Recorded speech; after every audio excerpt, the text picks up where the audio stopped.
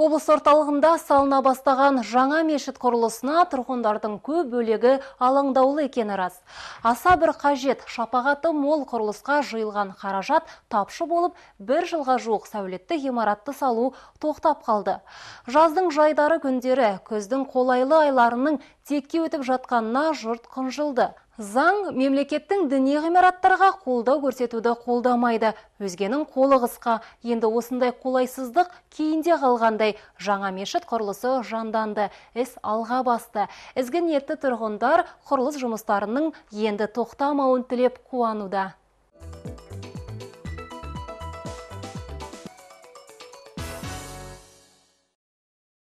Көкшетаудағы жаңа мешіттің қазығы қағылғалы 3 жылға жуық уақыт өтті.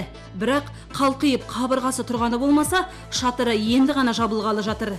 1000 орындық мешіттің құрылысы әу бастан 1 миллиард 400 миллион теңгеге бағаланған болатын. Алайда жалпы жұртшылықтан жиналған 200 миллион теңгеден аса қаржы нысанның сыртқы қабатын салып бітіруге де жетпеді. Айта кету керек, мешіт құрылысына түскен ақшаның мақсатты жұмсалуын мемлекеттік қор қадағалайды. Былтыр қылышын сүйретіп қыс келгенде мешіттің шатырын жаба алмай қалдық деп шыр-пыр болған аталған қор мүшелері тоқтаған жұмысты енді ғана жалғастыруға мүмкіндік туды дейді. Шынында да мешіттің құрылысы тоқырап қалды. Өйткені қаражатқа байланысты қаражат болмай, сондықтан құрылысшылар енді жұмыс істей алмай қалды. Енді жаңа әкім келгеннен кейін облысқа Қожамжаров ол кісі енді мәселені шешіп берді. 350 миллион қаражат табылды. Соның қазірде біз 82 миллион құрылысшыларға аудардық. Қайта жанданған құрылысты жаңа мердігер қолға алды. Жұмысқа 60-қа жуық адам жұмылдырылған. Қазір олар намазхананың төбесін жауып жатыр. Биыл инженерлік жүйе де өткізілмекші. Қазан айының ортасына дейін сыртқы жұмыстардың негізгі бөлігі аяқталуы тиіс. Қазіргі кезде ешқандай кедергі жоқ.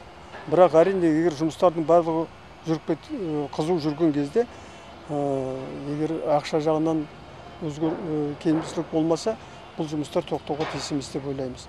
Сыртқы материалдарын жинап жатқанымыз барлығы осы қаладан, бірақ әлгі мынау опалубка жағынан ондай бұл қалада бізде жоқ, Астанадан әкеліп жатырмыз.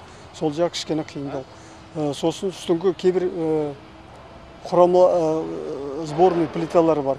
Соларды біз мысалы қазір теміртаудан әкеліп жатырмыз. Мамырда басталған құрылыс жұмысына тарихи мәдени қор мүшелерінің көңілі толмай отыр. Олардың айтуынша жұмыс өте баяу жүріп жатыр.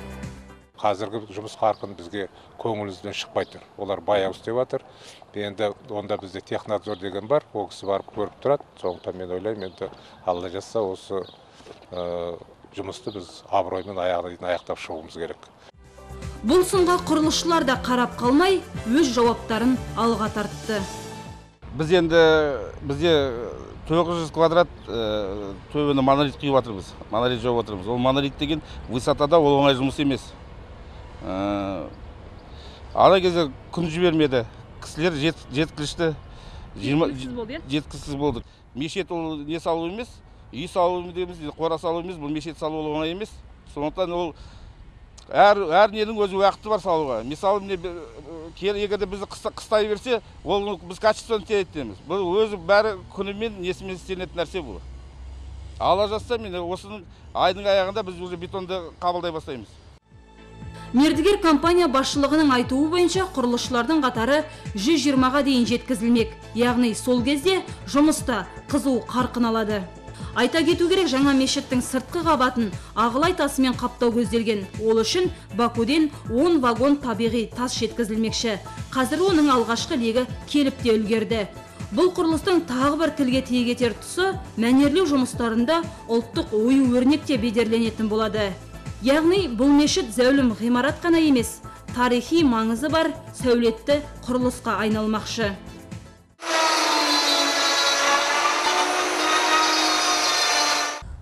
Сонымен ақмолалықтар асыға күткен жаңа мешіт құрылысы келер жылдың алғашқы жарты жылдығында аяқталмақшы.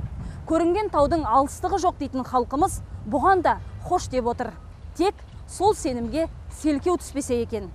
Әсем Қаматайқызы, Айбек Данияров, Данияр Омаров, Апта.